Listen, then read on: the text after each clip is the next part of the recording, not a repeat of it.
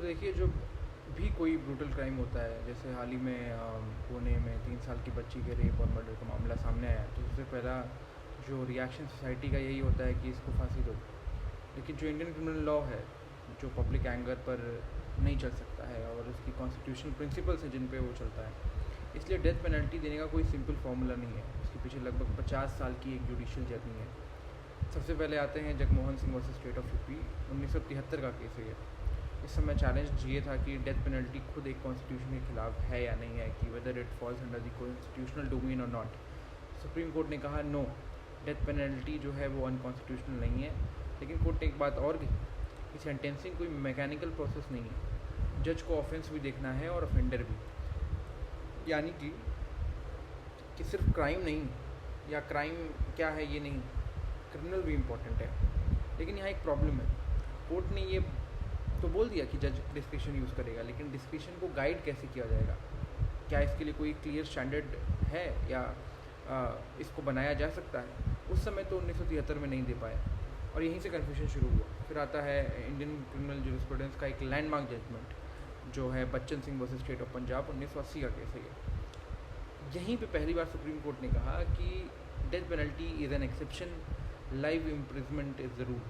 मतलब कि starting point हमेशा लाइफ इम्प्रिजमेंट होगा, लेकिन डेथ सेंटेंस तब दिया जाएगा जब लाइफ इम्प्रिजमेंट कम्प्लीटली इनएडिक्वेट दिखाई दे रहा है। यानी वो इतना रेयरेस्ट ऑफ रेयर केस है, जिस पे ये फेमस प्रिंसिपल भी आया कि लोग, लेकिन यहाँ भी लोग एक गलती कर देते हैं, और समझने में अक्सर होता है ये गलती। उन्हें लगता है कि रेयरेस्ट ऑफ रेयरेस्ट का मतलब सिर्फ ब्रुटैलिटी ऑफ द मर्डर है या ब्रुटैलिटी ऑफ द क्राइम है। कोर्ट ने कहा, ऐसा भी नहीं कहा था। कोर्ट ने बोला कि जज दो चीज़ों को बैलेंस करेगा। पहला, एग्रीवेटिंग सर्कमस्टांसेस, क्राइम कितना ब्रूटल था, what aggravated that crime, what was the circumstances that led to that man और person commit that crime, victim कौन था, क्राइम सोसाइटी के लेवल पे कितना शॉक क्रिएट कर रहा है, उसके रिपरकर्शन या कैस्केडिंग इफेक्ट क्या है, प्लानिंग जो थी वो कैसी थी, वो किस तरह से उसको एग्जीक्यूट किया गया। दूसरा होता है मिटिगेटिंग सर्कमस्टांसेस, एक्यूज़ की एज क्या है, उसका मेंटल कंडीशन क्या है, उसका बैकग्राउंड क्या है, रिफॉर्मेशन की पॉसिबिलिटी है या नहीं है। यानी कोर्ट सिर्फ एक क्राइम नहीं देख रहा है, कोर्ट क्रिमिनल को भी देख रही है। और तभी कोर्ट ने एक बहुत इंपॉर्टेंट ऑब्जर्वेशन दी कि लाइफ इम्प्रिजमेंट इज़ अनक्वेश्चनेबली फोरक्लोज्ड। मतलब अगर जज को ऐसा लगता है कि लाइफ इम्प्रिजमेंट बिल्कुल सफिशिएंट नहीं होगी, तभी डेथ सेंटेंस दी जा सकती है। इसके 3 साल बाद मच्छी सिंह आता है 1983 में। अब जजेस के सामने प्रैक्टिकल डिफ़िकल्टी थी कि रेयरेस्ट ऑफ रेयरेस्ट सुनने में अच्छा है, लेकिन आइडेंटिटी कैसे करेंगे? तो सुप्रीम कोर्ट ने 5 ब्रॉड इंडिकेटर्स दिए कि क्राइम का मैनर क्या है, क्राइम का मोटिव क्या है, क्राइम का मैग्नीट्यूड क्या है, और विक्टिम कौन है, और क्राइम का सोशल इम्पैक्ट क्या है। लेकिन इस बात का ध्यान रखिएगा कि कोर्ट ने चेकलिस्ट नहीं बनाई है, ये कोर्ट ने गाइडलाइंस दी थी। मतलब अगर 500 कैटेगरीज में से एक भी एग्जिस्ट करती है, तब भी डेथ पेनल्टी ऑटोमेटिक नहीं हो जाती है, जज को फिर भी बैलेंसिंग करनी होगी। अब आगे चलते हैं। आगे आपका आता है कहर सिंह वर्सेस दिल्ली एडमिनिस्ट्रेशन। ये इंदिरा गांधी असैसिनेशन केस था। पूरे देश की स्टेबिलिटी जो थी उस पर एक इम्पैक्ट पड़ रहा था। कोर्ट ने माना कि ये ऑर्डिनरी मर्डर नहीं है, ये कॉन्स्टिट्यूशनल मशीनरी पर डायरेक्ट अटैक था, इसलिए इसे रेयरेस्ट ऑफ रेयर केस माना गया। और फिर आता है एक जजमेंट जिसे आज भी डेथ पेनल्टी डिस्कशन में कोर्ट किया जाता है, वो है Dhananjoy Chatterjee versus state of Bengal.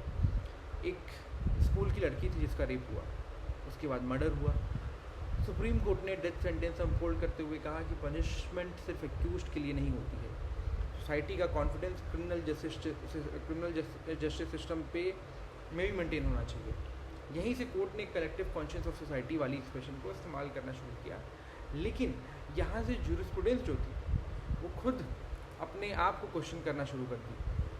और फिर आया संतोष कुमार सती भूषण बरियार वर्सेस स्टेट ऑफ महाराष्ट्र, 2009 का केस है।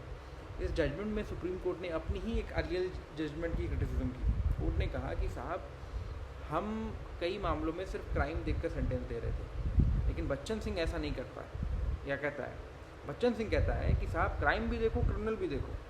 अगर जज एक्यूज की personal circumstances, psychological condition, upbringing, reforms की पॉसिबिलिटी, इन सबको इग्नोर करता है, तो सेंटेंसिंग जो है वो कॉन्स्टिट्यूशनली डिफेक्टिव हो जाती है। यानी डेथ पेनल्टी इमोशनल रिस्पॉन्स नहीं हो सकता आपका। रीजनड कॉन्स्टिट्यूशनल एक्सरसाइज होना चाहिए ये। और इसके बाद आता है संगीत वर्सेस स्टेट ऑफ हरियाणा 2012। यहाँ सुप्रीम कोर्ट ने लगभग स्वीकार कर लिया कि rarest of rare doctrine practically inconsistent तरीके से अप्लाई हो रही है। डिफरेंट बेंचेस सिमिलर फैक्ट्स पर अलग अलग पनिशमेंट दे रहा है। मतलब जो डॉक्ट्रिन तो सर्वाइव कर रही है, लेकिन उसका जो एप्लीकेशन है वो बहुत यूनिफॉर्म नहीं है। इसलिए कोर्ट ने कहा कि सेंटेंसिंग की प्रोसेस को और स्ट्रक्चर्ड कर देना चाहिए। अगर आप सुप्रीम कोर्ट की रिसेंट जूरिस्प्रूडेंस को या जजमेंट को पढ़ें या देखें, तो फोकस सिर्फ ब्रुटैलिटी पर नहीं रहता है या उस पर नहीं रखते हैं।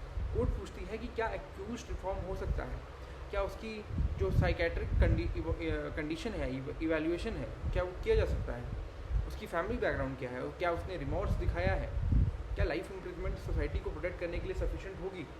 और अगर इन सारे सवालों को जवाब देने में जज के सामने क्लियर नहीं है, तो कॉन्स्टिट्यूशनल प्रिंसिपल यही कहता है कि life imprisonment remains the rule and death penalty remains the rare exception.